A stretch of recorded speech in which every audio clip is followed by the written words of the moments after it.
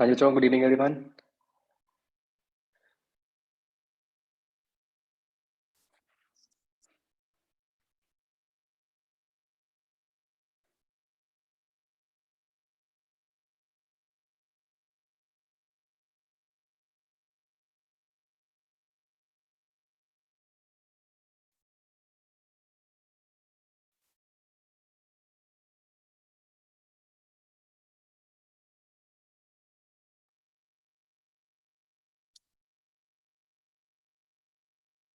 हाँ बच्चों, अभी आपका इस वीक नहीं है एडवांस टेस्ट।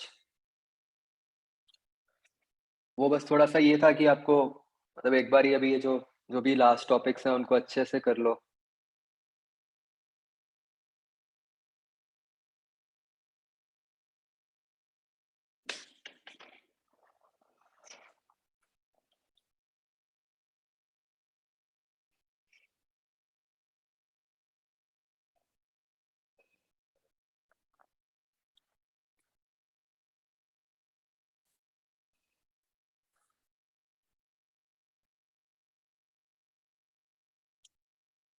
नहीं, बस अभी के लिए हुआ है, मतलब आई थिंक ये आपका अभी सिलेबस हो जाएगा, उसके बाद तो फिर से होंगे ही आपके एडवांस टेस्ट, वो आपको पूरा शेड्यूल मिलेगा।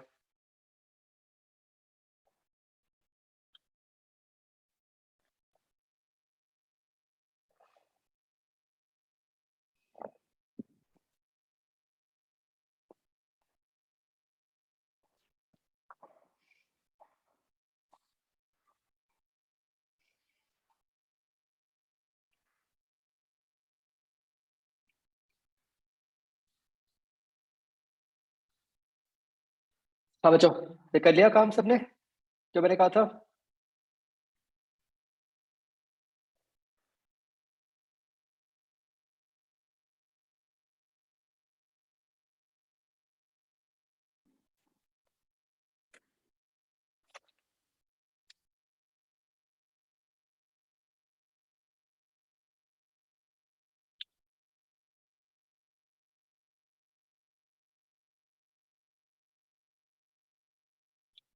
Okay.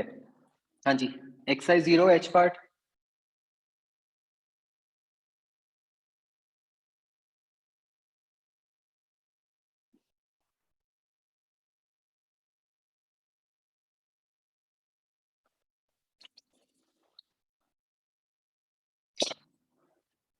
First question,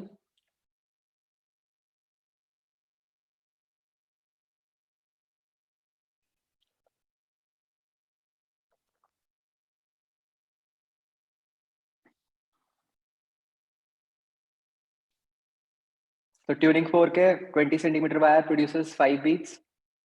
Beat frequency does not change if the length of the wire is changed to 21. तो हम कह रहे हैं कि आपने लेंथ कम बढ़ाई, लेंथ अगर बढ़ाओगे तो what will happen to the frequency of the wire बच्चों?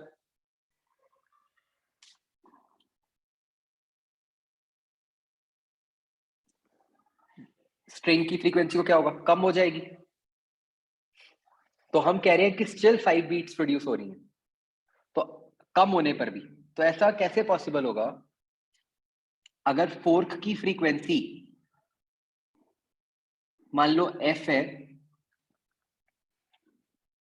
तो इसका मतलब स्ट्रिंग की फ्रीक्वेंसी एक केस में f+5 है और एक केस में f-5 है।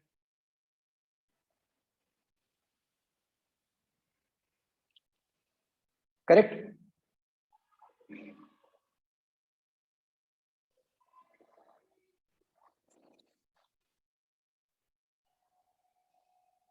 तो बताओ किस केस में f+5 होएगी और किस केस में f-5 होएगी? ये 21 वाले में होएगी, ये 20 वाले में होएगी। तो just right f+5 as v/2l, उसमें l को 20 डालो। f-5 को लिखो v/2l, उसमें l को 21 डालो। तो फिर से सॉल्व करके हो जाएगा, right?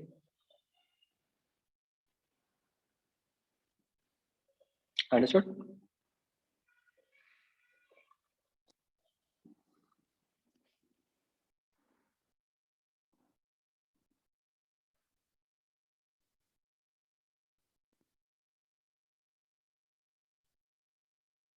Loading the tuning fork का मतलब वही कि वैक्स लगा दिया, कुछ कर दिया, मतलब उसकी फ्रीक्वेंसी कम हो गई।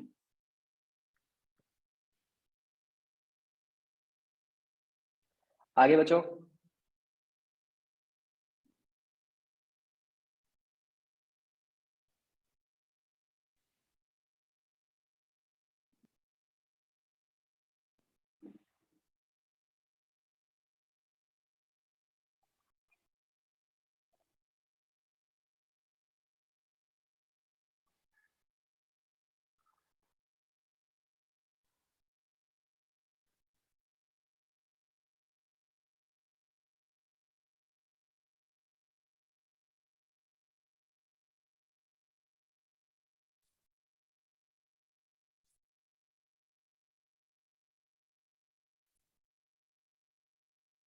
12th question. यूनिसन का मतलब भी वही होता है बच्चों, रेजोनेंस।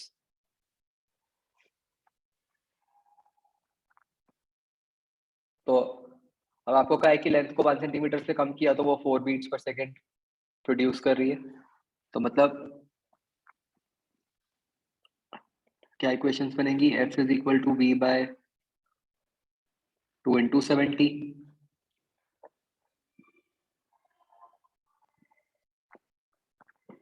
अगर लेंथ को 1 से कम किया है तो फ्रीक्वेंसी बढ़ेगी, तो वो f+4 हो गई, राइट। तो इन दोनों को डिवाइड कर दो, उससे f निकल आएगा।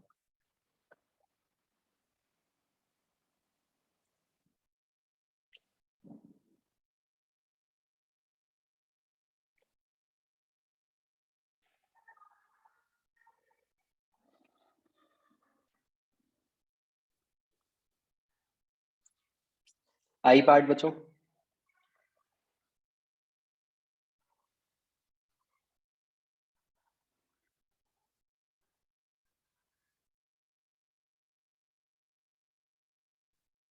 फोर्थ क्वेश्चन में आपको कहा है कि 2.5% का डिफरेंस है। तो ये बताओ कि ये 2.5 आपको दिया हुआ है कि मोटर कार जो है that is moving towards the person. तो इस केस में क्या होगा, मतलब फ्रीक्वेंसी बढ़ेगी या कम होएगी? बढ़ेगी, है ना। तो बस आपने उस तरह लिख के कि 102.5 upon 100 f is equal to,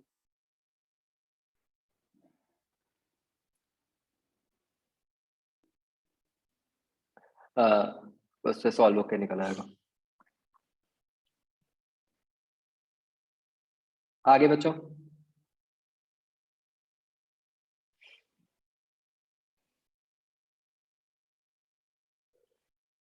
हो गए बाकी?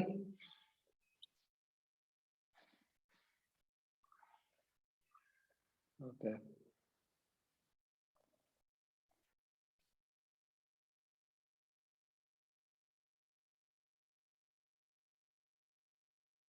एक्सरसाइज 1 बच्चों, एच पार्ट।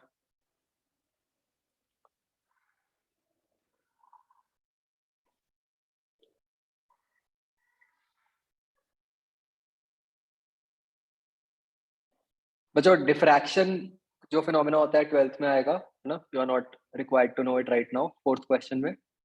तो आपको इसमें पता ही है कि आपका आंसर जो है वो डी है, राइट।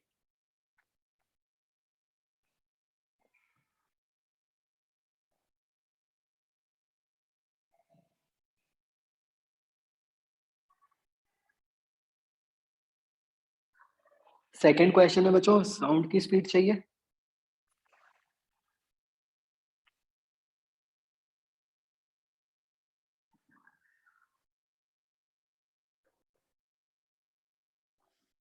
नहीं, वो कैंसिल हो जाएगी।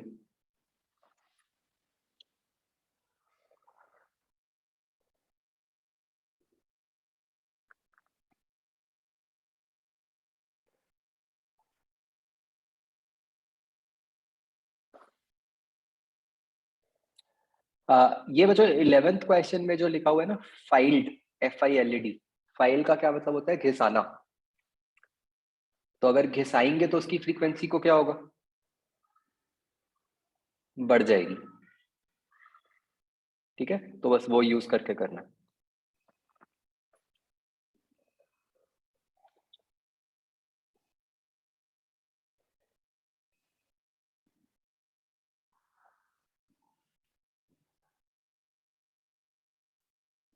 एक ये बचा 25th का आंसर ए आएगा।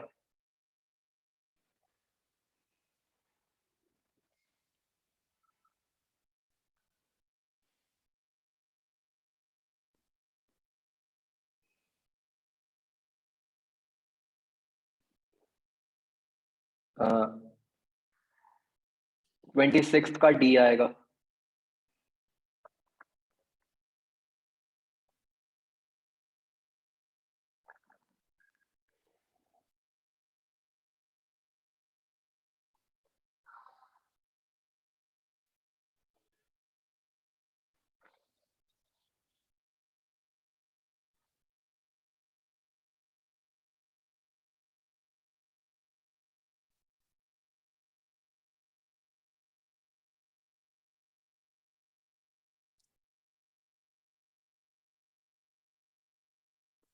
थर्टी थ्री देखो बच्चों, टी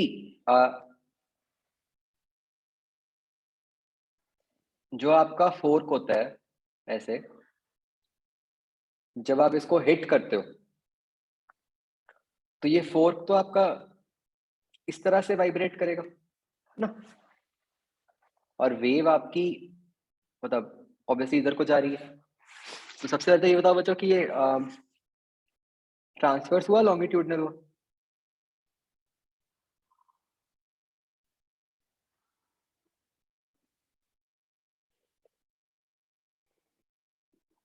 वेव की डायरेक्शन के परपेंडिकुलर है,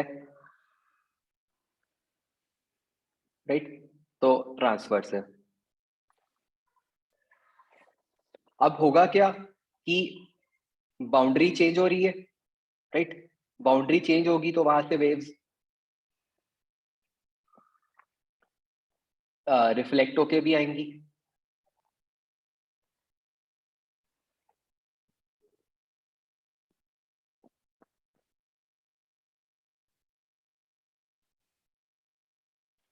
ठीक है ना? तो इन दोनों के कॉम्बिनेशन से क्या बन जाएगा?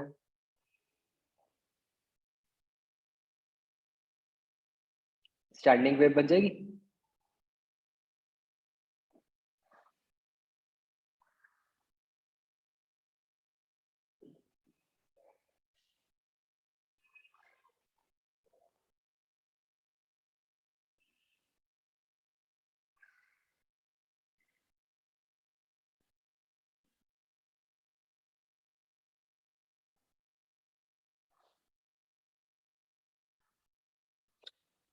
मुझे समझ आया?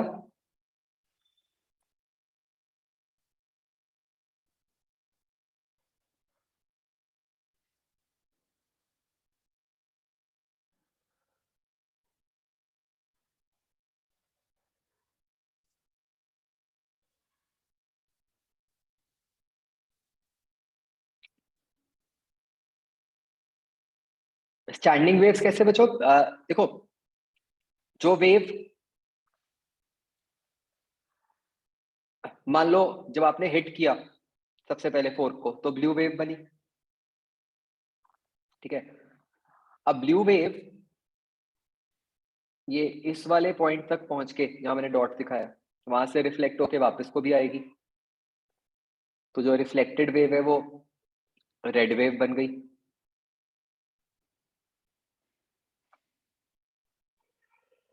ठीक है, तो एक तरह से ये जो फोर्क है इसके दो एंड्स बन गए ना, ये वाला एंड फिक्स्ड एंड है, जो दूसरे वाला एंड है वो ओपन एंड है।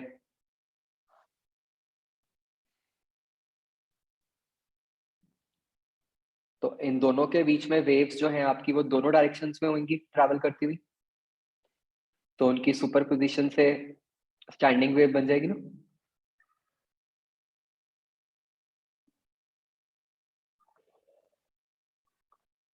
तो 33 का आंसर बी और डी आएगा।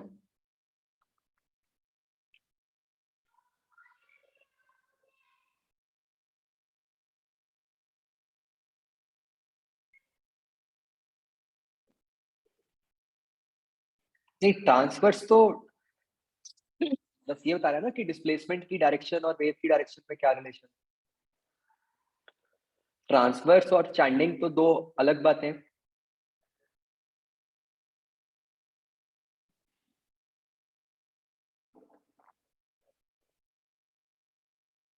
डन बच्चों, एक ये फिफ्थ का आंसर ठीक कर लो, बी आएगा आई पार्ट में।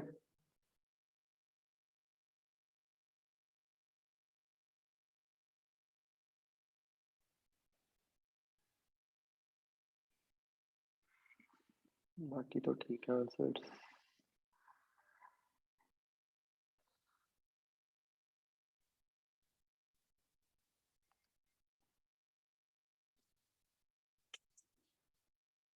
हाँ बच्चों, और कोई डाउट एक बार देख लो।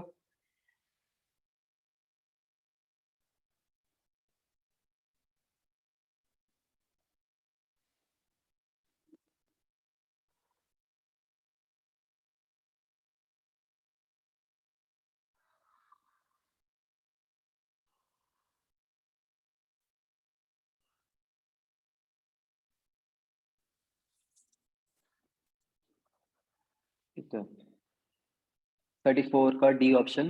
When a tuning fork produces sound waves in air, which of the following is same in the material of tuning fork as well as in air? तो ट्यूनिंग फोर्क है जो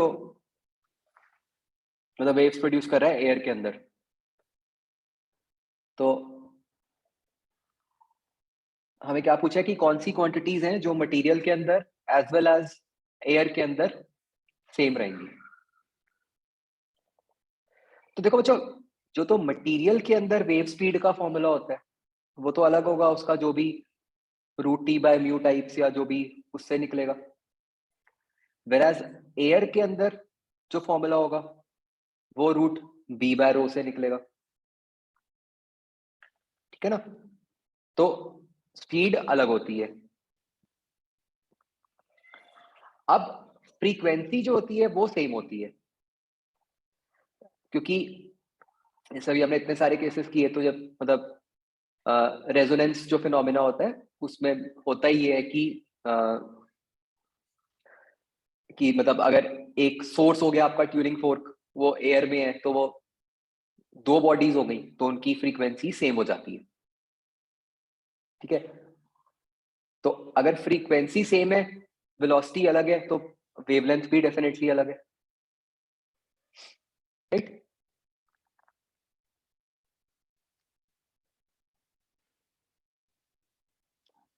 और एम्पलीट्यूड भी अलग होता है। एम्पलीट्यूड का भी कोई रिलेशन नहीं होता, वो भी दोनों के मटेरियल्स की अपनी प्रॉपर्टीज पर डिपेंड करता है। राइट? फोर्क ने जो ऊपर नीचे होना है वो उसके मटेरियल की प्रॉपर्टी है, एयर के पार्टिकल ने जो ऊपर नीचे होना है वो उसके मटेरियल की प्रॉपर्टी है, उनमें कोई लिंक नहीं होता। ठीक है, मतलब सिर्फ फ्रीक्वेंसी सेम होती है।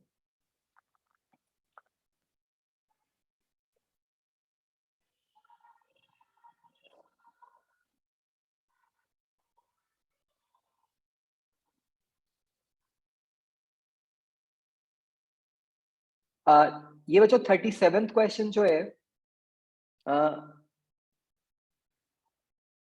इसके दो आंसर्स बन जाएंगे ना शायद।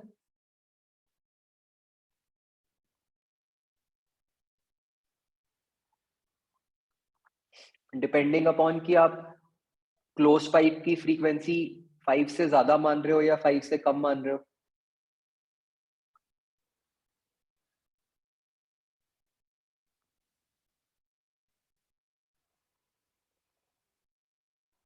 राइट बच्चों?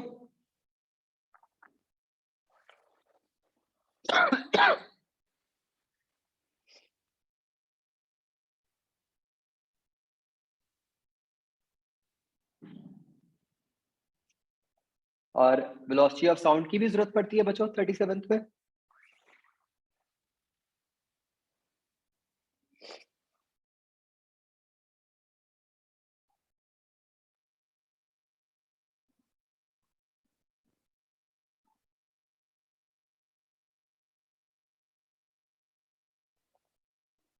ओके, क्या मान के आता है आंसर बच्चों?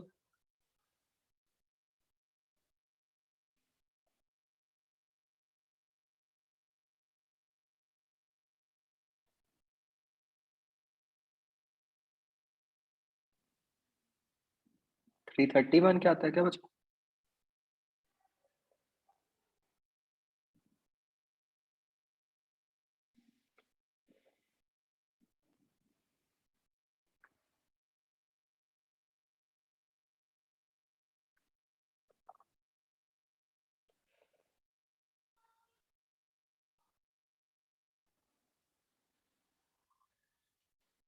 और जिसके दो आंसर्स बनते हैं, क्या वो 14.8 और 15.5 बनते हैं बच्चों? 15.15।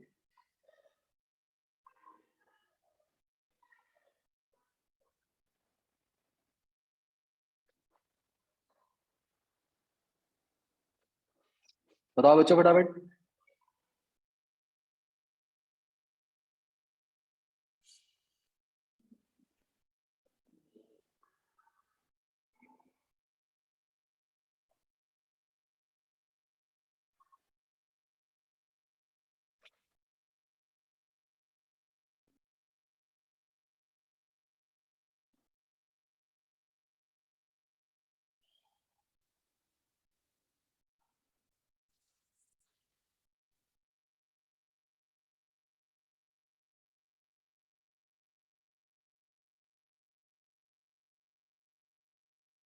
बच्चों फटाफट सॉल्व करो, मुझे बताओ आंसर्स।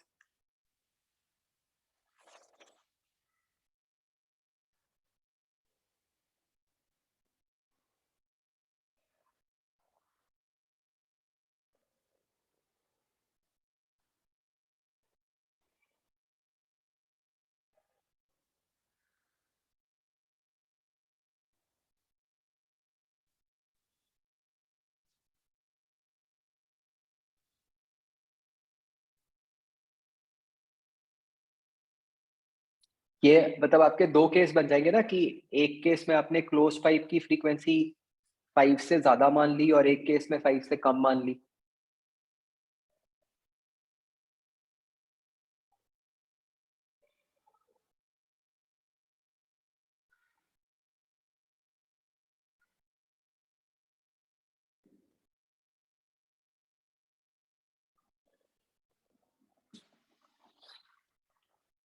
ओके, तो 330 से 15 एंड 14.8 आते हैं बच्चों आंसर्स, 15.15 नहीं।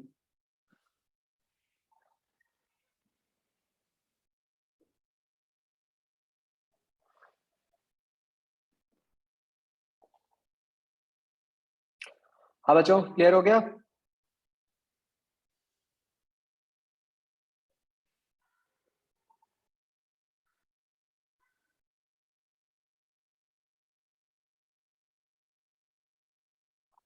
फिफ्टीन आ रहा है, 15.15 आ रहा है।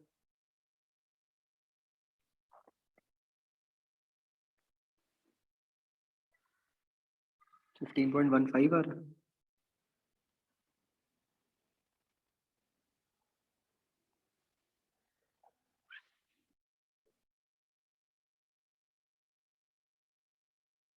चलो चेक करना बच्चों, मुझे बताना, ठीक है?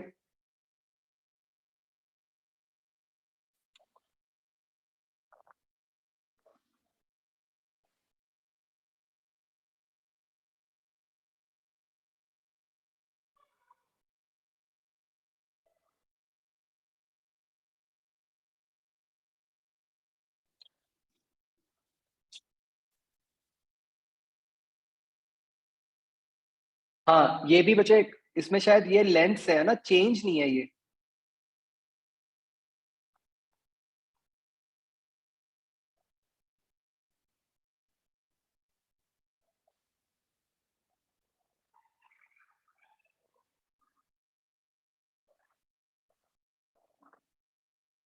हमें ये बताना है कि कितने से चेंज किया लेंथ को।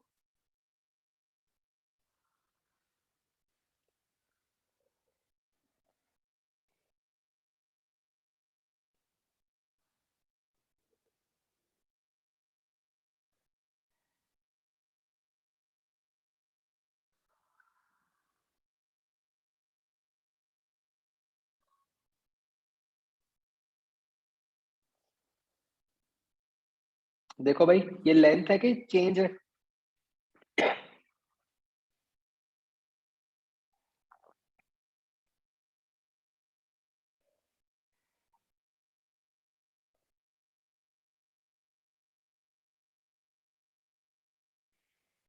तो क्या हम चेंज भी निकाल सकते हैं कि लेंथ ही निकलती है?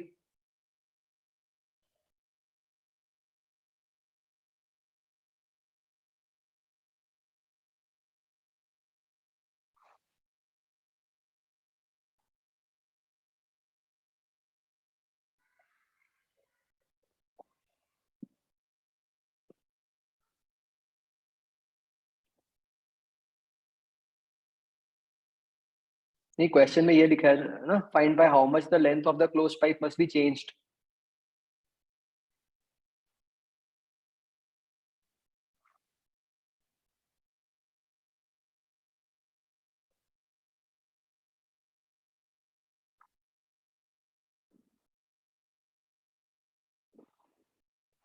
देखिए, अच्छा थोड़ा मिसलीडिंग है एक्चुअली। इन्होंने ऐसे लिख दिया, find by how much the length of the close pipe must be change to. By भी लिख दिया, टू भी लिख दिया।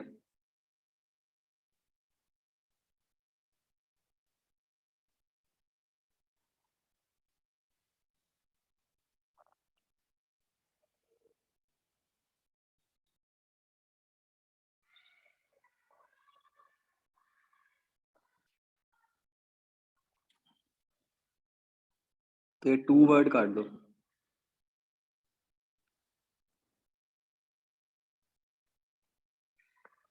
तो जो आपके चेंज है बच्चों, वो आपके 0.15 और 0.2 आ जाएंगे। ठीक है जी।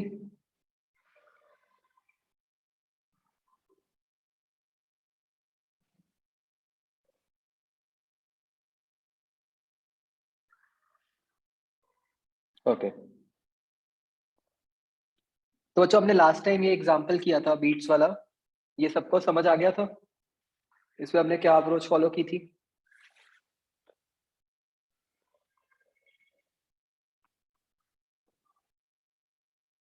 है ना, इसमें हमने क्या टेक्निक थी कि बेसिकली पहले हमारा हिल जो है वो लिसनर बन गया, तो हमने निकाला कि एज लिसनर उसको क्या फ्रीक्वेंसी सुनाई दी। अब उसने उसी को रिफ्लेक्ट कर दिया तो वो सोर्स बन गया। तो फिर हमने निकाल लिया कि जो हमारी ओरिजिनल कार थी, अब उसको क्या फ्रीक्वेंसी सुनाई दे रही है, उसका डिफरेंस ले लिया, तो उससे हमने बीट्स निकाल ली। तो बच्चों, इन वाले केसेस में ना एक ट्रिक लग जाती है। तो अगर हम देखें कि इन अ वे ये जो हिल है वो साउंड को रिफ्लेक्ट ही कर रहा है ना, तो एक मिरर की तरह ही एक्ट कर रहा है, राइट? तो आप एक्चुअली उस हिल को मिरर ही मान लो।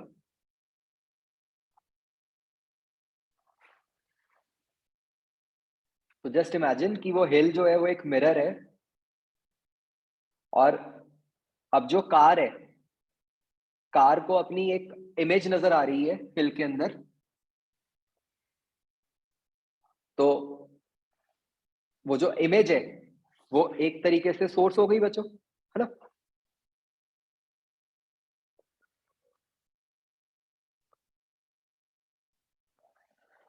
तो इससे ट्राई करो बच्चों, देखो इससे भी आंसर आ रहा है कि नहीं।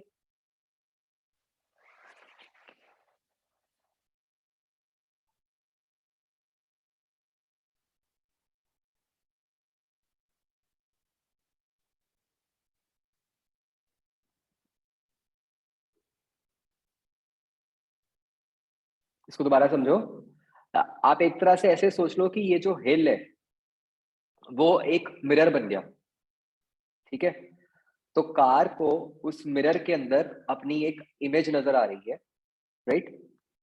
तो कार को दिख रहा है कि एक कार है जो उसकी तरफ आ रही है, ठीक है? ऑब्वियसली उसकी वही सेम स्पीड है और वही फ्रीक्वेंसी से उसने हॉर्न प्रोड्यूस किया।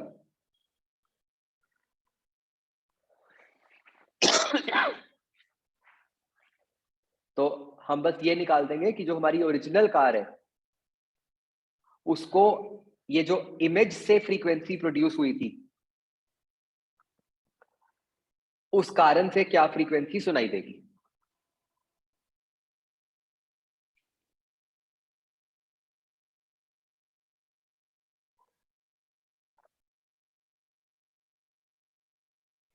ठीक है, तो सोर्स क्या बन गया? आपकी इमेज। और लिसनर कौन है? जो कार थी।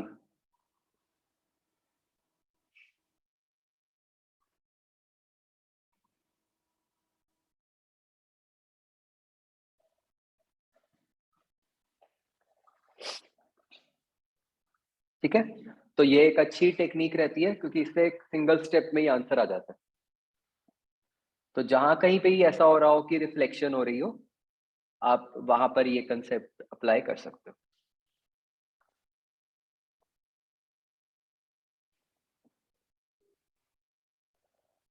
बच्चों समझ आ गया? ओके।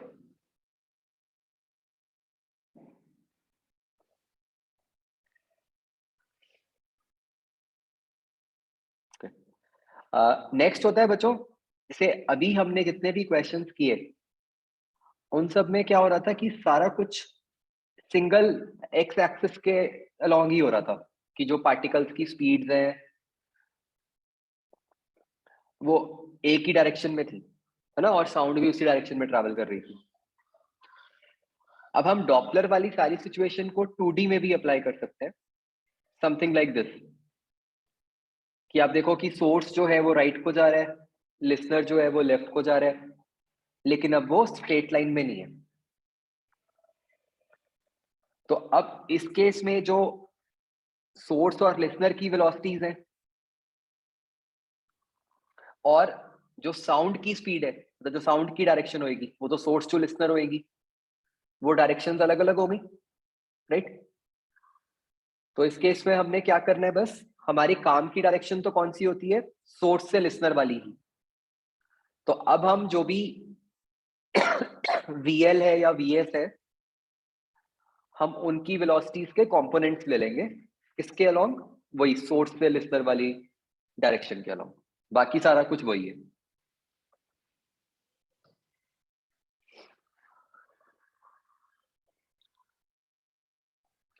वही साइन कन्वेंशन है कि सोर्स से लिसनर वाली डायरेक्शन को पॉजिटिव लेना है। बस अब हमने पूरी वेलोसिटीज लेने की जगह वेलोसिटीज के कंपोनेंट्स लेने हैं बच्चों, और वो किस डायरेक्शन में? सोर्स से लिसनर वाली डायरेक्शन।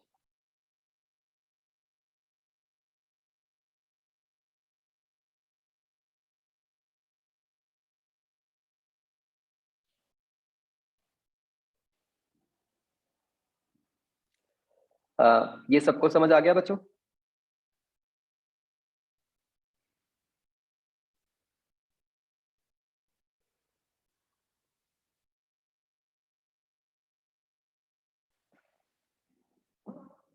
ओके।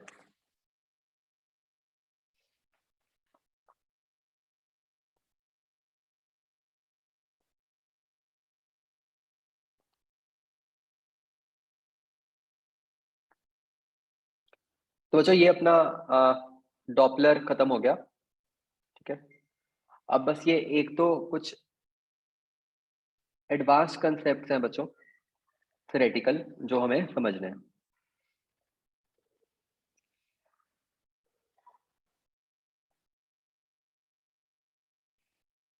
तो बच्चों लिखो heading, travelling energy in waves.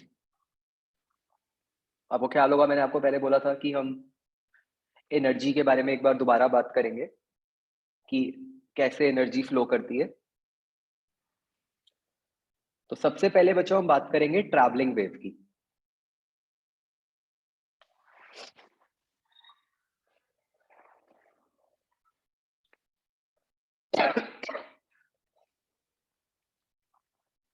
तो ये बच्चों मान लो स्ट्रिंग की शेप है किसी भी इंस्टेंट पे। ठीक है, और हमने स्ट्रिंग का एक छोटा सा पोर्शन ले लिया ऑफ लेंथ dx।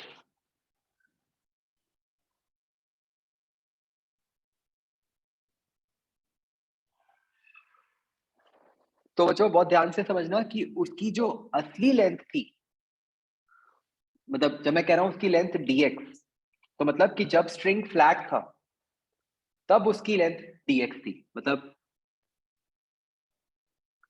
dx तो x में चेंज है ना, तो उसकी जो ओरिजिनल लेंथ है वो dx है।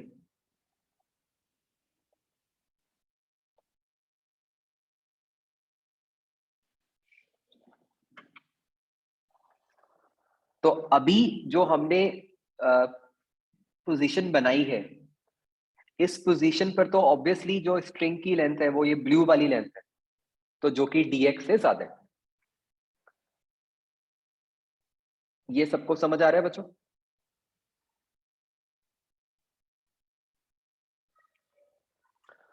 तो हम बच्चों एनर्जी को दो पार्ट्स में ब्रेक कर देते हैं, एक है काइनेटिक एनर्जी और एक है potential energy, right? Potential energy हमें कैसे पता चलेगी कि हमारा स्ट्रिंग कितना खिंचा हुआ है, राइट? और काइनेटिक एनर्जी हमें कैसे पता चलेगी?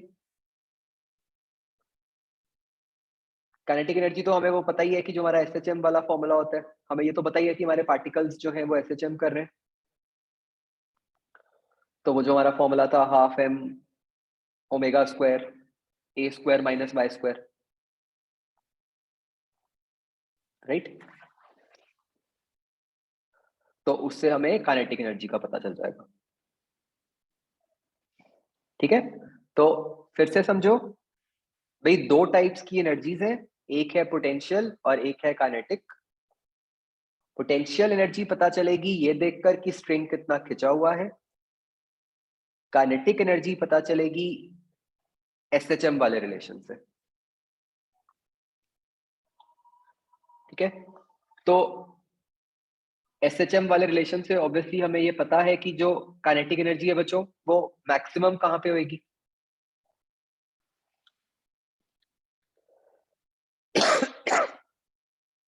मेन पोजीशन, है ना? और मिनिमम कहां पे होगी?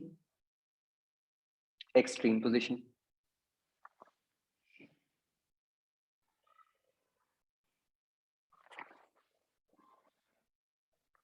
नहीं, एम, हम वो छोटे से पार्ट की बात ही करते हैं। M is mass of that small portion of string.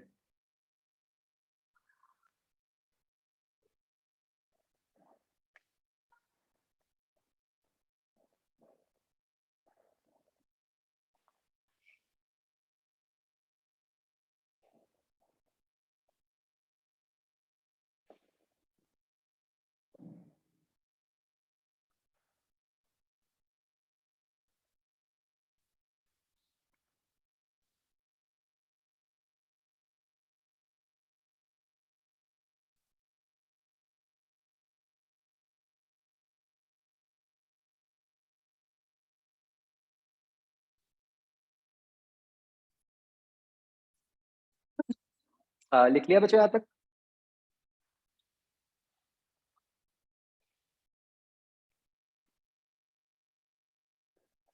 Okay, अब बच्चों स्ट्रिंग की शेप देखकर बताओ कि कहां पे स्ट्रिंग सबसे ज्यादा खिंचा हुआ है, कहां पे स्ट्रिंग सबसे कम खिंचा हुआ है। छोटा सा पार्ट स्ट्रिंग का।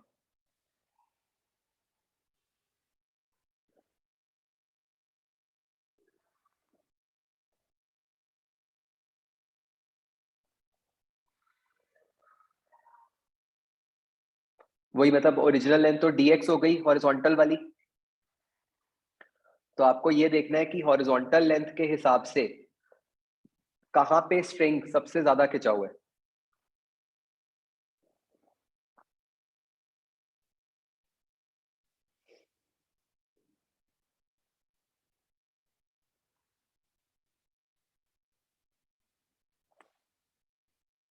मतलब जो मीन पोजीशंस है बच्चों, वहीं पे ही स्ट्रिंग सबसे ज्यादा खिंचा हुआ है ना?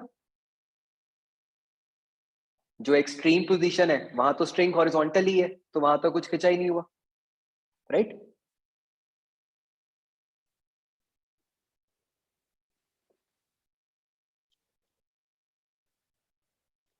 क्या ये बात समझ आ रही है बच्चों?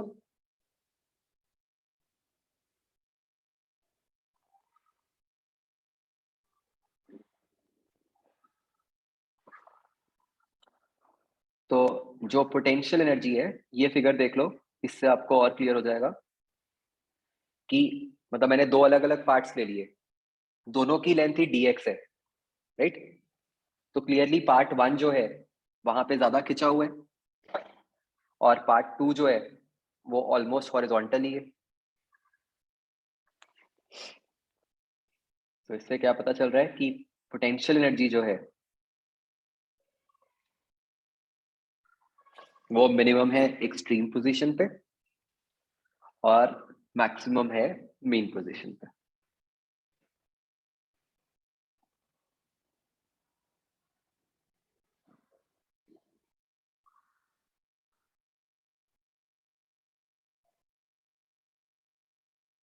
ठीक है बच्चों, फिर से समझो कि पोटेंशियल एनर्जी कैसे देखनी है, कि जो स्ट्रिंग की लेंथ है जो पहले हॉरिजॉन्टल थी उसमें कितना चेंज आया हुआ है।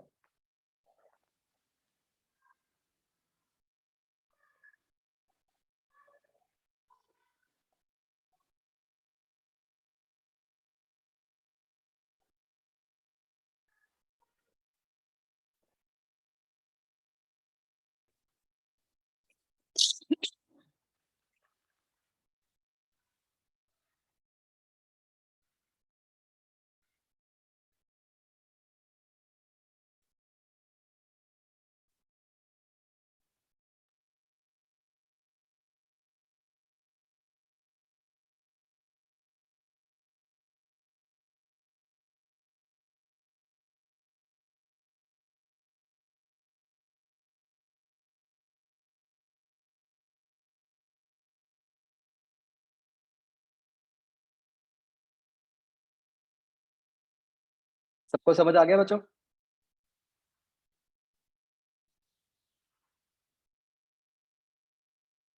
अब बच्चों अगर हम इन दोनों एनर्जीज को कंबाइन करते हैं, इससे क्या निकल के आ रहा है कि एनर्जी मैक्सिमम कहाँ पे,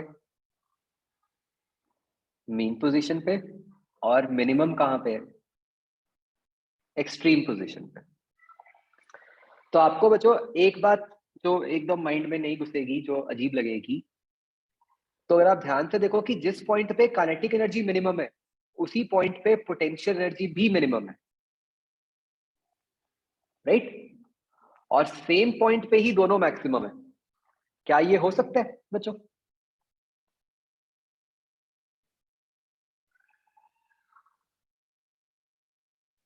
एसएचएम में तो हमने ऐसे पढ़ा था कि भाई जब काइनेटिक मैक्सिमम है तो पोटेंशियल मिनिमम है।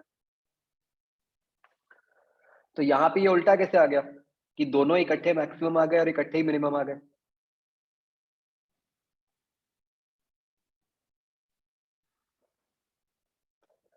तो भाई क्या चक्कर था, एसएचएम में तो एक आइसोलेटेड पार्टिकल था बच्चों, है ना?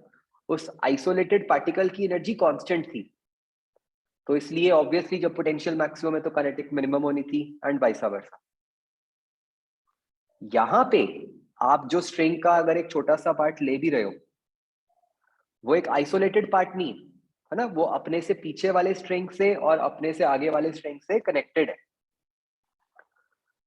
तो यहां पे तो there is a continuous flow of energy, right?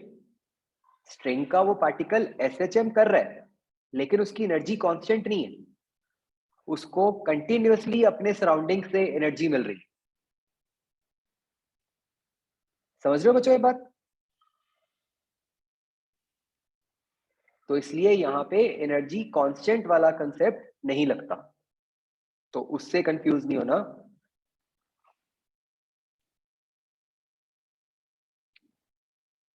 ये बात क्लियर हो गई सबको?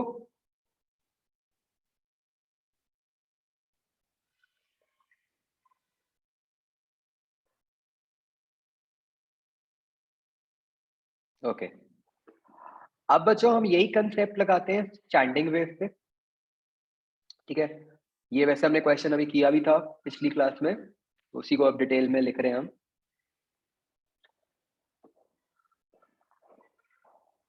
ठीक है बच्चों, मान लो हमने स्ट्रिंग के दो पार्ट्स ले लिए, एक नोड पे है और एक एंटी नोड पे है, ठीक है। और स्ट्रिंग की दो पोजीशंस ले ली, एक तो वाइट वाली पोजीशन और एक ब्लू वाली पोजीशन, राइट। एक मेन पोजीशन हो गई और एक एक्सट्रीम वाली पोजीशन हो गई।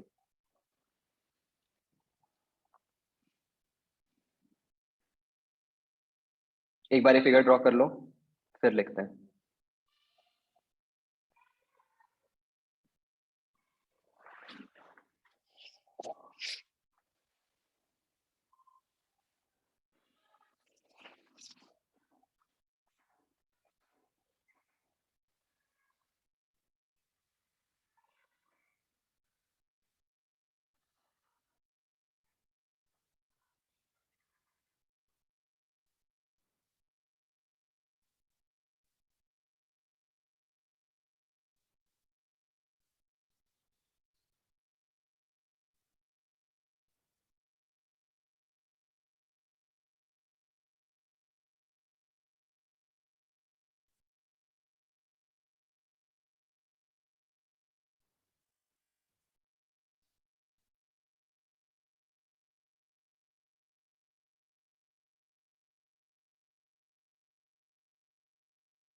ओके तो अब बच्चों हम ऐसे लिखते हैं, तो हम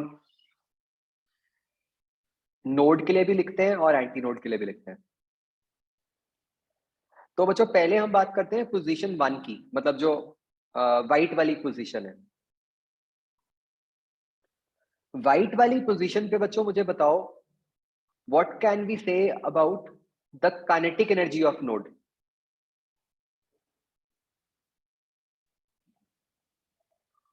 कि वो मैक्सिमम होएगी या मिनिमम होएगी वाइट वाली पोजीशन पे, काइनेटिक एनर्जी।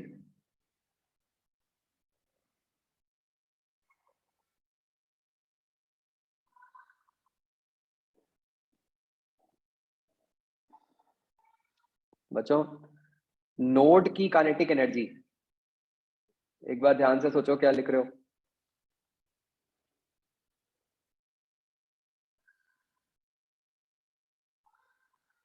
नोड की तो, नोड तो होता ही रेस्ट पे है, तो उसकी तो काइनेटिक एनर्जी जीरो ही होगी हमेशा, isn't it? तो वाइट वाली पोजीशन पर नोड की काइनेटिक एनर्जी तो मिनिमम है, लेकिन एंटी नोड वाला जो पॉइंट है बच्चों, ऑब्वियसली उसकी स्पीड सबसे ज्यादा है, तो उसकी काइनेटिक एनर्जी मैक्सिमम है। बच्चों ये समझ आ रहा है?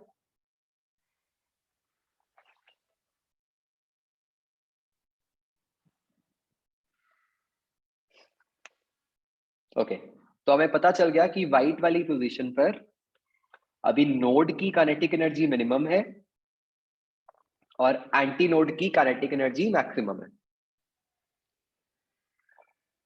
बच्चों व्हाट अबाउट पोटेंशियल एनर्जी।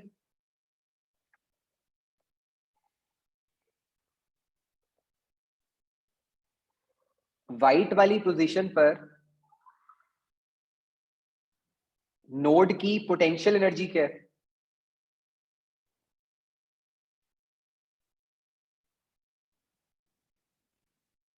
फिर गलत लिख रहे हो, ध्यान से सोचो।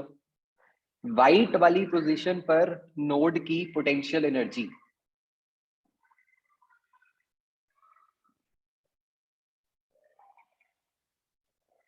पोटेंशियल एनर्जी कैसे पता चलती है?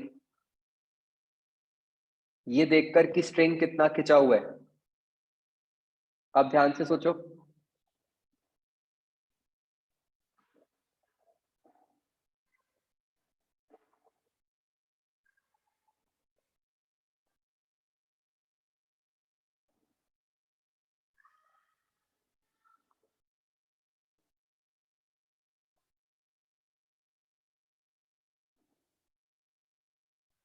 तो स्ट्रिंग अभी आपका फ्लैट है, तो इस पोजीशन पर नोड के पास पोटेंशियल एनर्जी बच्चों कितनी होगी?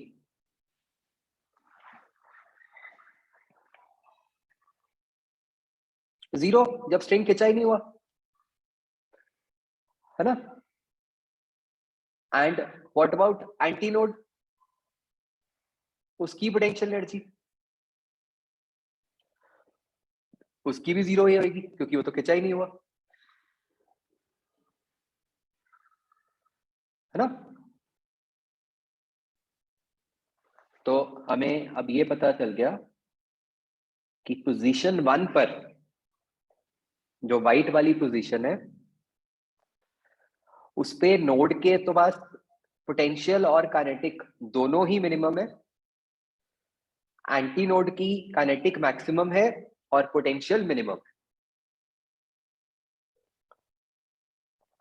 इन अदर वर्ड्स हम ऐसे भी कह सकते हैं कि व्हाइट वाली पोजीशन पर स्ट्रिंग के पास पोटेंशियल एनर्जी तो है ही नहीं, उसके पास सिर्फ काइनेटिक एनर्जी है और वो भी एंटी नोड के पास है, नोड के पास नहीं है। ये बात समझ आई बच्चों?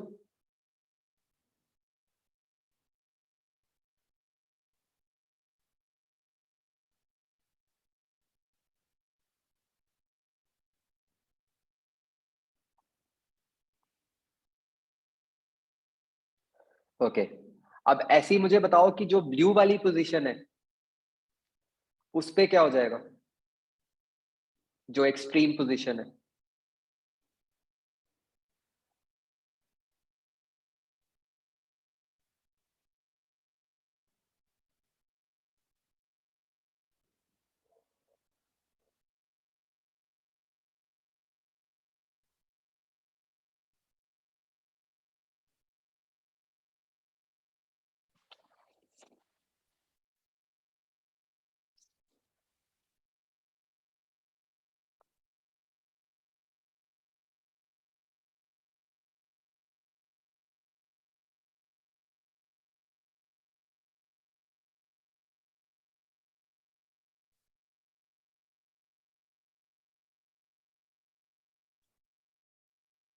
मतलब बच्चों आपने नोड के लिए भी बताना है काइनेटिक पोटेंशियल और एंटी नोड के लिए भी बताना है ब्लू वाली पोजीशन पे।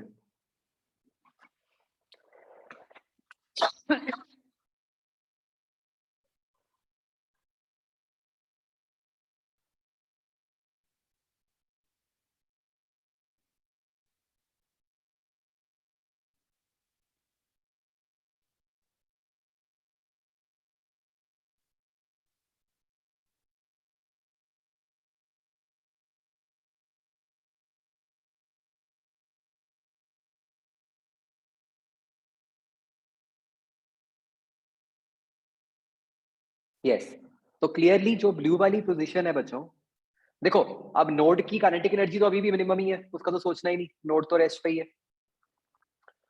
अब ब्लू वाली पोजीशन पर नोड खिंचा हुआ है ना, तो उसकी पोटेंशियल एनर्जी मैक्सिमम हो गई, राइट। अब बात करते हैं एंटी नोड वाले पॉइंट की। तो ब्लू वाली पोजीशन पर एंटी नोड रेस्ट पे है, तो मतलब उसकी काइनेटिक एनर्जी मिनिमम हो गई,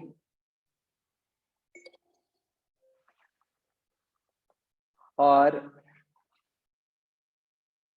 स्ट्रिंग खिंचा तो हुआ नहीं है, तो उसकी पोटेंशियल एनर्जी मिनिमम हो गई।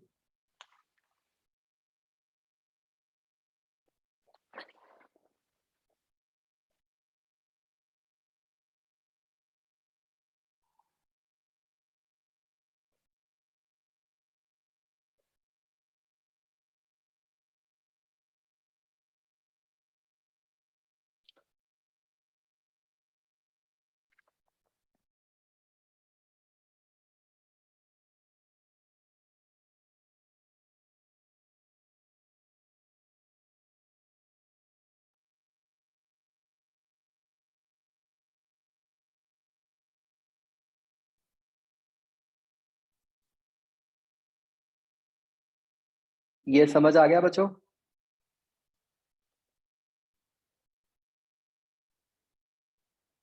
ये बच्चों बहुत ही इंपॉर्टेंट कंसेप्ट है और बाई चांस ये अभी तक किसी एग्जाम में नहीं आया, ठीक है, तो इट बिकम्स वेरी इंपॉर्टेंट। और इसमें ना बहुत सारे क्वेश्चंस बन सकते हैं। मतलब एक तो ये है कि जिस फॉर्म में मैंने लिख दिया, अगर हम और देखें क्या क्या इंफॉर्मेशन यहाँ से निकाली जा सकती है। पोजीशन 2 पर आप देखो कि जो आपका स्ट्रिंग है, एंटी नोड पे जो स्ट्रिंग है वो तो फ्लैट ही है ना, तो वहां तो स्ट्रिंग खिंचा ही नहीं हुआ, इसलिए उसकी पोटेंशियल एनर्जी मिनिमम है। स्ट्रिंग में पोटेंशियल एनर्जी कब आएगी? जब स्ट्रिंग टेढ़ा होगा हॉरिजॉन्टल के मुकाबले।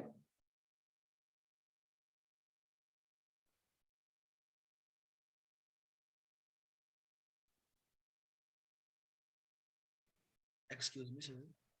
हम्म सर जो अपने पोजीशन 1 जो नोड है वहां पे मैक्स मेंशन किया और एंटी नोड में भी पोजीशन 2 में, वो क्या मतलब है उसका? नहीं नहीं नहीं, मैंने ये लिखा हुआ है कि मैक्सिमम कुछ भी नहीं है, खाली है वो जगह। Okay sir, okay sir. और वही चीज एंटी नोड के लिए भी लिखा हुआ है कि कुछ भी मैक्सिमम नहीं है, खाली है।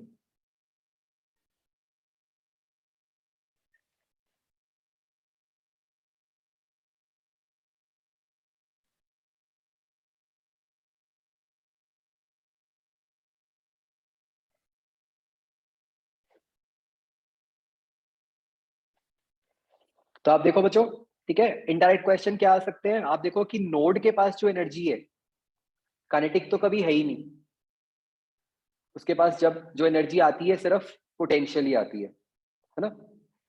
सिमिलरली एंटी नोड जो है, उसके पास कभी पोटेंशियल एनर्जी नहीं आती, उसके पास जो एनर्जी आएगी वो सिर्फ काइनेटिक ही आएगी।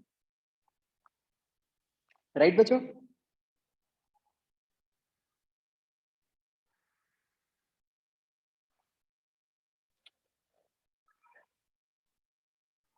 एंड बच्चों और जो क्वेश्चन बन सकता है, अगर आप देखो, क्वेश्चन एनर्जी फ्लो पे भी बन सकता है। आप देखो व्हाइट वाली पोजीशन पर जो एनर्जी है वो एंटी नोड के पास है ना, और ब्लू वाली पोजीशन पर जो एनर्जी है वो नोड के पास है। राइट?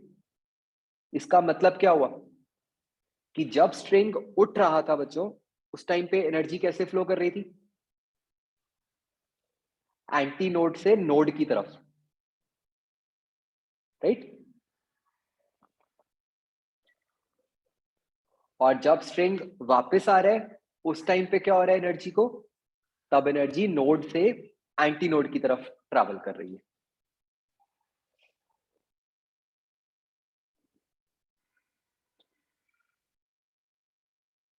ये बात समझ आई बच्चों सबको?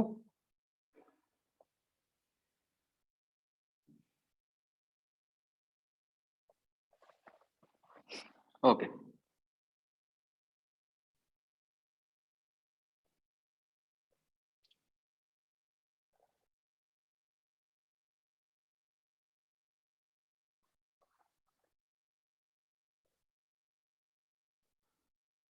ओके, एक दो और बच्चों मिसलेनियस चीजें।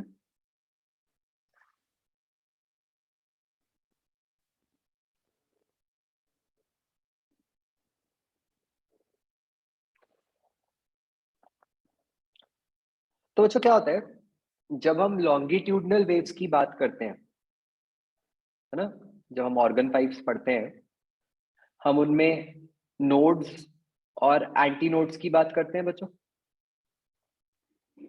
है ना। जैसे हम कहते हैं कि ओपन पाइप है तो दोनों एंड्स पे एंटी नोड्स हैं, क्लोज पाइप है तो एक तरफ नोड है और एक तरफ एंटी नोड है। तो ये जो हम नोड या एंटी नोड की बात कर रहे होते हैं, ये किसकी टर्म्स में बात कर रहे होते हैं? मतलब हम पार्टिकल की डिस्प्लेसमेंट की टर्म्स में बात कर रहे होते हैं ना, कि हम ये कहना चाह रहे होते हैं कि एंटी नोड का मतलब है कि भाई पार्टिकल सबसे ज्यादा डिस्प्लेस कर सकता है, एयर पार्टिकल। नोड का मतलब है कि एयर पार्टिकल डिस्प्लेस नहीं कर सकता। सही कह रहा हूं मैं बच्चों?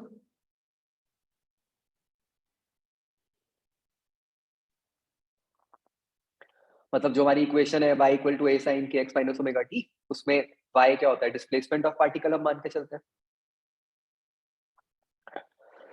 ठीक है, अब बच्चों क्या होता है कि लॉन्गिट्यूडनल वेव के केस में we can also write the equation of wave in terms of change in pressure.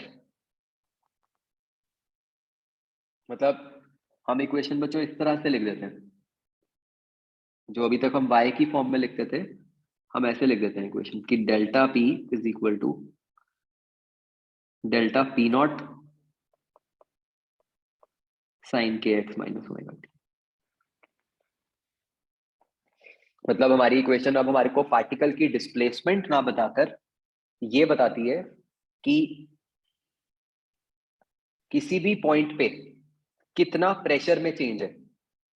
हमने बच्चों इतनी बात तो की थी जब हम स्पीड ऑफ साउंड की बात कर रहे थे, हम बात कर रहे थे ना कि एयर जो है वो कॉम्प्रेस और एक्सपैंड कर रही होती है, जिसमें हमने कहा था कि भाई ये आइसोथर्मल प्रोसेस था पहले न्यूटन वाला, फिर हमने कहा था कि करेक्शन होने के बाद एडियाबैटिक हो गया, राइट। तो ऑब्वियसली अगर हम ये तो कह ही रहे थे कि एयर कंप्रेस और एक्सपैंड कर रही है तो उसका प्रेशर तो चेंज कर ही रहा है ना, बट हमने उसकी टर्म्स में बात नहीं की थी।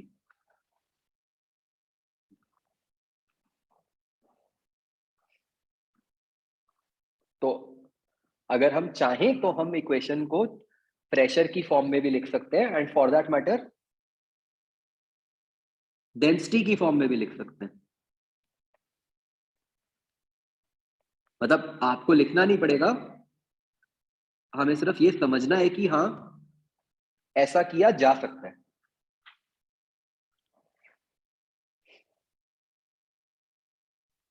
ठीक है, क्योंकि प्रेशर और डेंसिटी भी तो वेरी कर ही रहे हैं।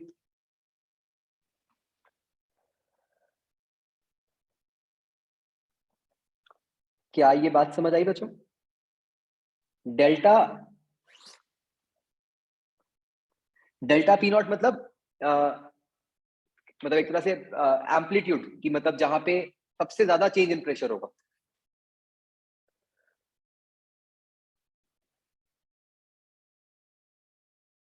मतलब यहाँ पे एम्पलीट्यूड आता होता है ना साइन के साथ।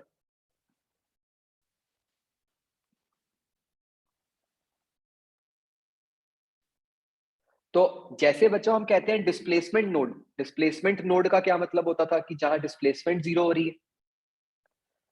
ऐसे ही अगर हमने इक्वेशन चेंज इन प्रेशर की टर्म्स में लिखी होती या फिर चेंज इन डेंसिटी की टर्म्स में लिखी होती तो हम बोलते प्रेशर नोड। ठीक है, तो प्रेशर नोड का मतलब होता जहां पे चेंज इन प्रेशर जीरो है। ठीक है, और ऐसे ही प्रेशर एंटी नोड का मतलब होता कि चेंज इन प्रेशर मैक्सिमम है।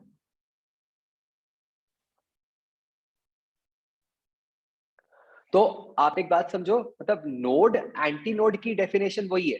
नोड मतलब कि जो आपकी इक्वेशन है उस इक्वेशन का वेरिएबल जीरो। एंटी नोड मतलब आपकी जो इक्वेशन है उसका वेरिएबल मैक्सिमम। तो हम ये समझ रहे हैं बस कि हाँ आप अपनी इक्वेशन को सिर्फ डिस्प्लेसमेंट की जगह दूसरे वेरिएबल्स की फॉर्म में भी लिख सकते हो।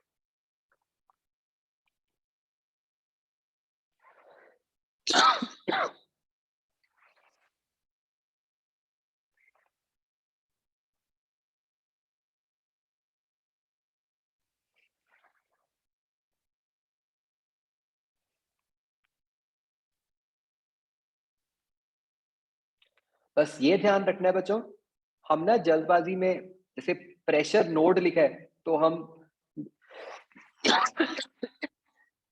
जल्दबाजी में ऐसे सोच लेते हैं प्रेशर नोड मतलब प्रेशर जीरो। नहीं, प्रेशर नोड मतलब चेंज इन प्रेशर जीरो। ठीक है,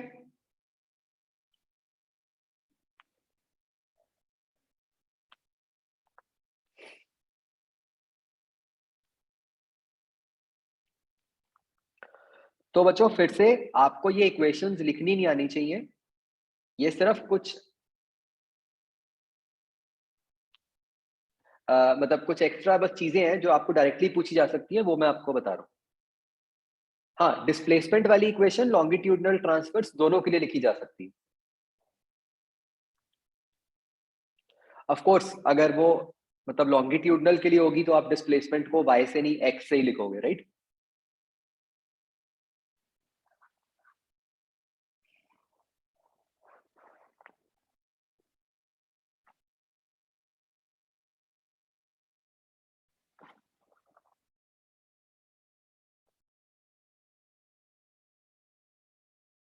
हाँ, ये तो प्रेशर वाली तो सिर्फ लॉन्गिट्यूडनल के लिए होती है, प्रेशर और डेंसिटी वाली। ये लिखा भी हुआ है बच्चों, देखो मैंने, है ना, कि लॉन्गिट्यूडनल में हम प्रेशर की टर्म्स में लिख सकते हैं।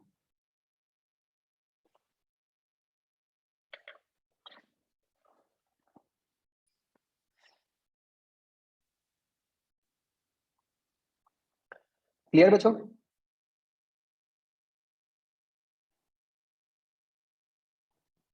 अब बच्चों अगर हम लिखते हैं प्रेशर की टर्म्स में और हम उसको कंपेयर करें डिस्प्लेसमेंट वाली इक्वेशन से, तो इट सो टर्न्स आउट कि प्रेशर वाली इक्वेशन और डिस्प्लेसमेंट वाली इक्वेशन में π/2 का फेज डिफरेंस होता है।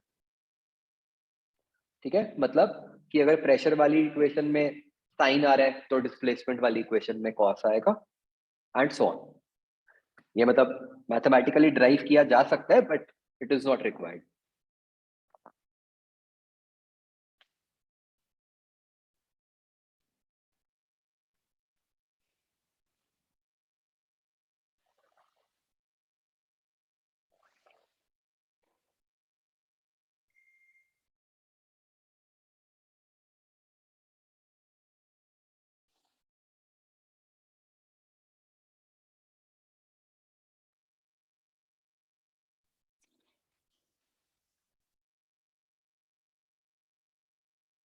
तो बच्चों इसको हम ना लॉजिकली समझ सकते हैं। ठीक है,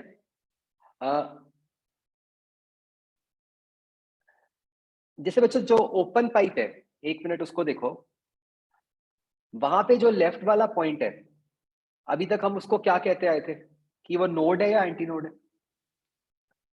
और हम जो अभी तक पढ़ते आए थे, हम तो डिस्प्लेसमेंट की टर्म्स में ही पढ़ते आए थे। तो हम क्या मानते हैं ओपन एंड वाले पॉइंट को, नोड या anti node?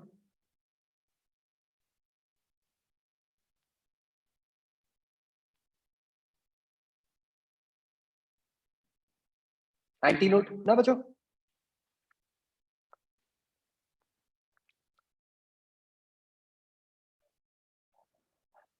Now let us think in terms of pressure. ये जो लेफ्ट वाला पॉइंट है बच्चों, लेट्स कॉल इट ए, ये पॉइंट तो एटमॉस्फेयर के कांटेक्ट में है, राइट?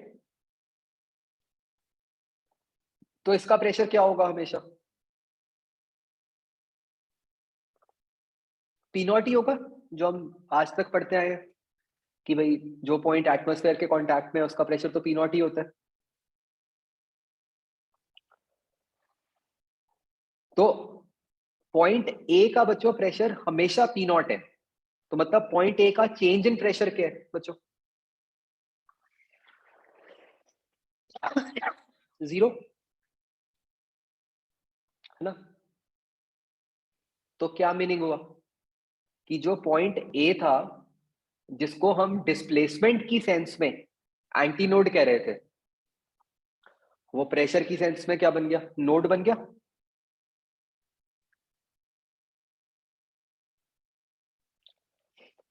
एंड बच्चों ऐसा तभी हुआ होगा ना अगर दोनों की इक्वेशंस में π/2 का फर्क होगा।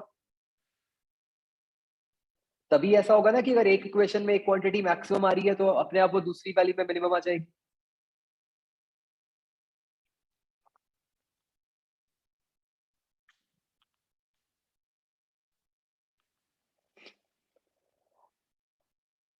आया भाई समझ?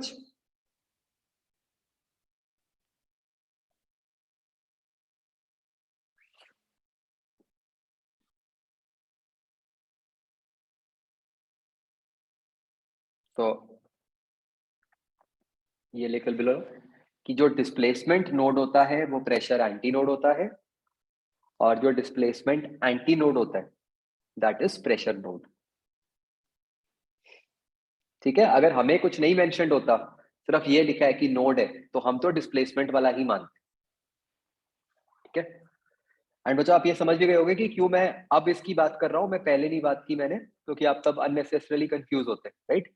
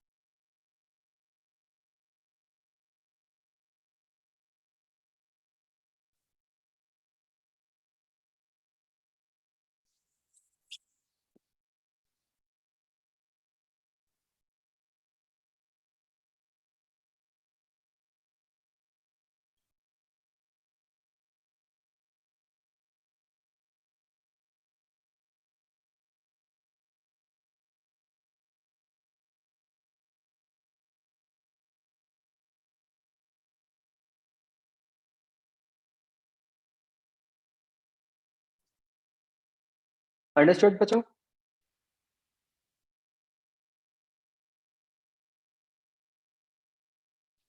Okay.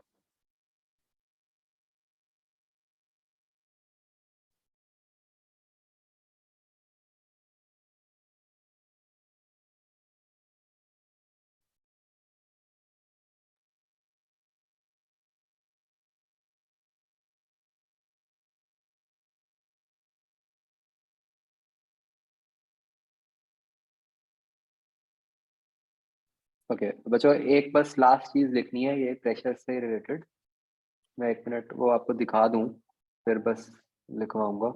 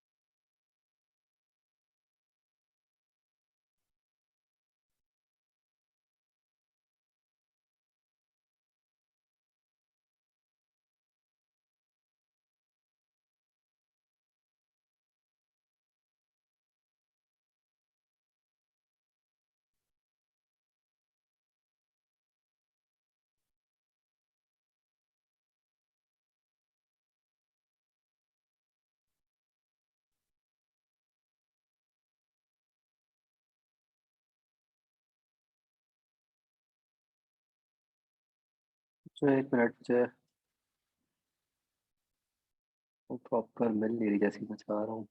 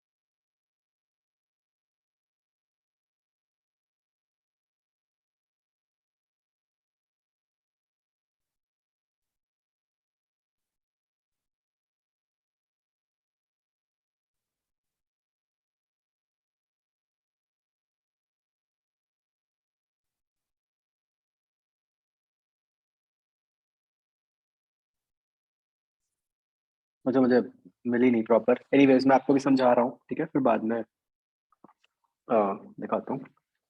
क्या होता है बच्चों, मतलब जो कंसेप्ट है वो है रिफ्लेक्शन वाला, जो हमने पहले पढ़ा था।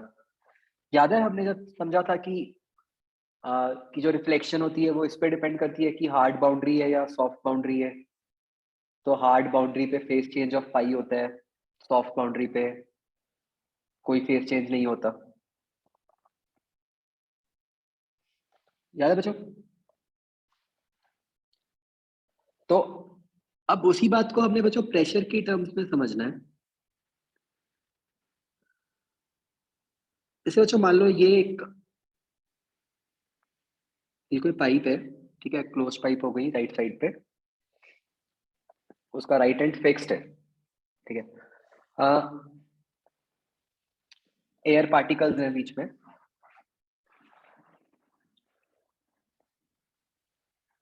बच्चों मान लो मैंने यहां से अ, एक पिस्टन की हेल्प से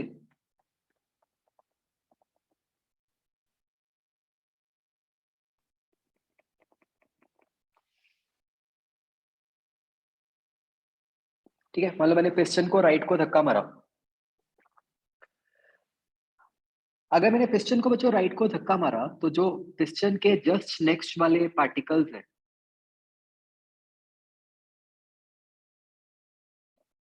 वो राइट को मूव करेंगे, है ना। तो वहां पे मतलब प्रेशर वाइज क्या होगा, कैसा एरिया क्रिएट हुआ, हाई प्रेशर वाला या लो प्रेशर वाला? हाई प्रेशर बच्चों, है ना, क्लियरली।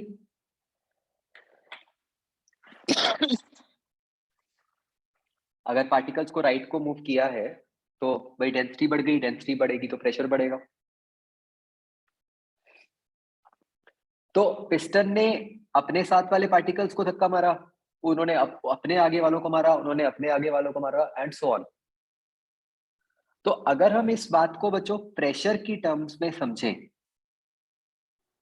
तो क्या हम ऐसे कह सकते हैं कि एक हाई प्रेशर वाला जोन लेफ्ट से राइट ट्रैवल करता जा रहा है, कि भाई टी इक्वल टू 0 पे हमें बिल्कुल एक्सट्रीम लेफ्ट पे दिखेगा एक हाई प्रेशर, जैसे जैसे टाइम दिखे बढ़ता जाएगा हमारे को एक छोटा सा जोन जहां पे प्रेशर बढ़ा हुआ है वो राइट को मूव करता हुआ नजर आएगा बच्चों। ये बात बताओ मुझे यहां तक पहले।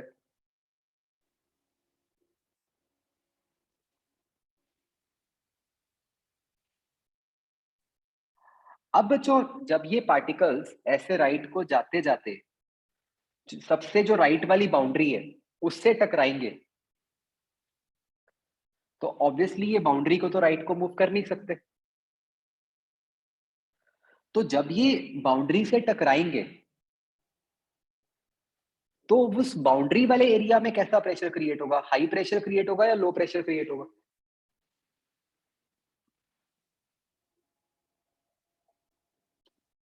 हाई ही क्रिएट होगा ना बच्चों।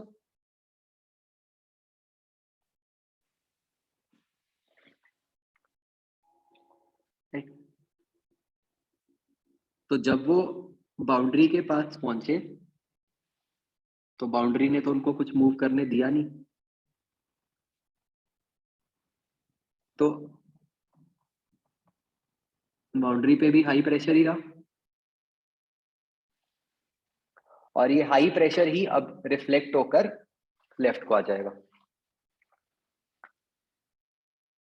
तो बच्चों समझने वाली बात ये थी, जैसे हम नॉर्मल रिफ्लेक्शन में तो ये कह देते हैं ना कि हाँ जी हार्ड बाउंड्री से रिफ्लेक्ट हुआ तो फेज चेंज ऑफ पाई हो गया,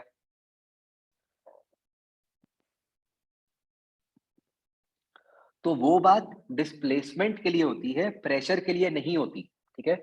हम ये नहीं कहते कि हाँ जी हाई प्रेशर ट्रैवल कर रहा था लेफ्ट से राइट तो वो हार्ड बाउंड्री से रिफ्लेक्ट करके हाई प्रेशर जो था वो लो प्रेशर में कन्वर्ट हो गया, ठीक है।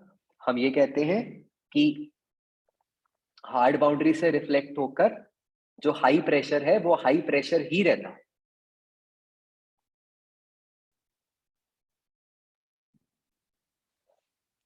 क्या ये बात समझ आती है बच्चों?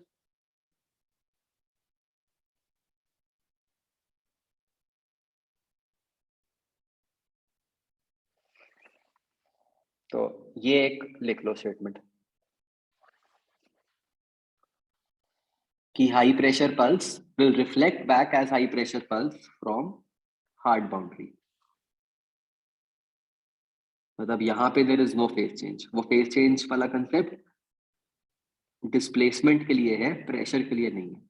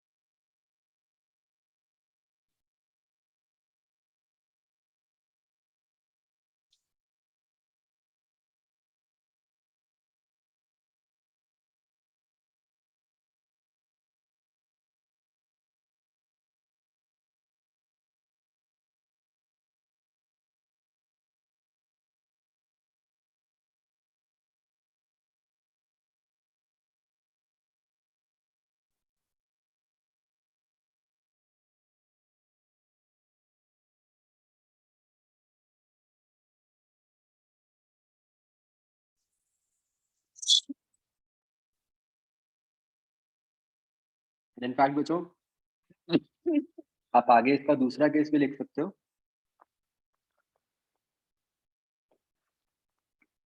कि अगर सॉफ्ट बाउंड्री होती तो उल्टा हो जाता।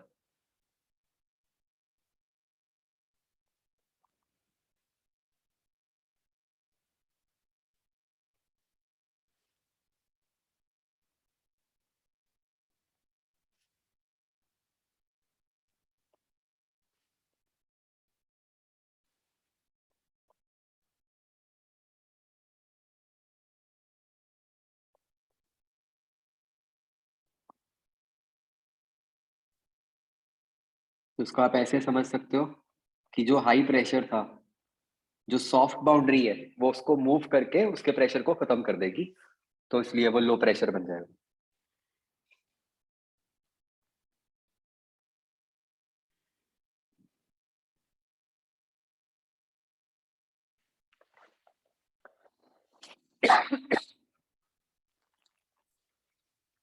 ये बच्चों बस याद ही रखना है ना, ये कई बार सीधा स्टेटमेंट आ जाती है,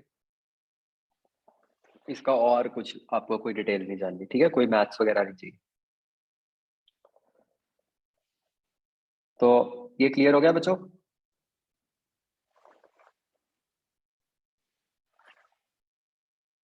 ओके, तो अब बच्चों ये अपना हो गया चैप्टर खत्म अब बिल्कुल कंप्लीटली। ठीक है, तो आपका class 11th syllabus is over, except for radiation वाला पार्ट, वो मैं कराऊंगा आपको, है ना।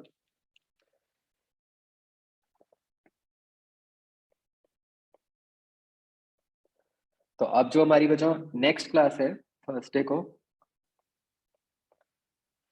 थर्सडे को एक तो हम एक्सरसाइज 1 का जो लास्ट पार्ट था वो,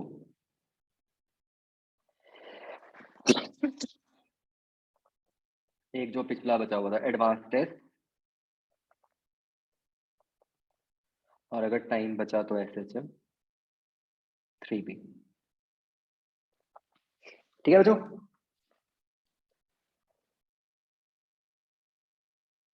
चलो, ओके बच्चों, बाय।